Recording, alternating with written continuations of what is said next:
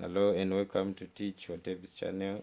Today is the 9th of June 2024, and today we're going to talk about religion, because since it is a Sunday, we're going to talk a little bit about religion, how it is indirectly interfering in today's life, because today we think religion is separate from politics, and as many religions are saying, we are not, they are verses which claim to be against political stuff, as if political stuff is different from religion. But as far as I know, religion and politics are part and parcel. In fact, religion is the one which created politics, because of different perceptions, different interpretations. Some might misinterpret something and cause a rebellion to the current narrative. So such scenarios are the ones which created politics, because this one will be going with this narrative and the other one is going with this narrative. So that's how politics came into play, because in the ancient times, the one who was controlling religion was also the one who was controlling politics, because the one who is leading in religion, the kings were not only representing the people, but they were also representing God. So when the Romans came into power, they wanted to came with this narrative that religion and politics were not the same, because the the Romans, they only knew politics. They were not able to. In fact, their religion was not popular than the other religions.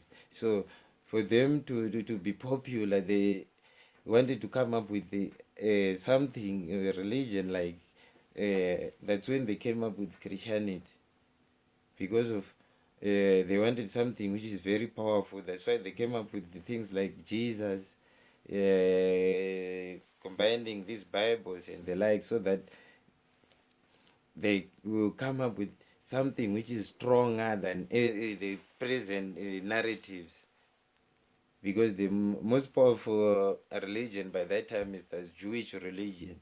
So they wanted. So if you analyze Christianity itself, you see that Christianity is a combination of so many cultures, beliefs, and perceptions, which were interwoven together.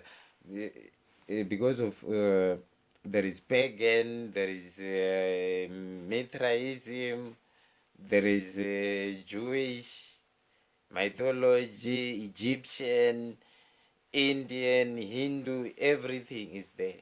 If you really analyze these scriptures, the good example that I can give you is the God of Old Testament. The God of Old Testament, we now know that the God of Old Testament is Zeus, the god Zeus, the Greek god Zeus. Because if you go to the book of Job, the book of Job talks of God speaks in thundering, his voice speaks in thundering. So God Zeus also was thundering, his voice was thundering, like. So that's why right now we've got also people who worship the lightning, coming from that Old Testament, because I know that the book of Job is the oldest book in the Old Testament. So these are the things that the Romans came out and mixed all the things. Now we've got Christianity, and the most people who are advocating for Christianity, they don't have any idea how these stories they are preaching, how this came to be, and how these words and terms came from. So if you start to research about how these words and terms came about, you realize that we were hoodwinked, we were lied to with these so-called religions and the likes. So it's time to wake up and see through the lies of these religions, because religions right now, if you see the wars in Ukraine, war in Israel, they are directly connected to beliefs. We saw president of Ukraine prosecuting these Orthodox priests, Orthodox pastors, and the likes, because of they are saying they are mobilizing a certain perception. But if you go to Christianity, they will tell you that they are not part and parcel of religion. But if you go to Israel right now, they're talking of Jewish and Muslim.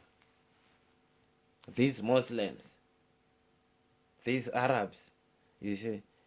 So religion is the most cause of so many wars and misunderstanding, because of these different perceptions which were done deliberately to divide and conquer people. Thank you for having me today. Like and subscribe. Thank you, Siyabonga. Teacher tape is going.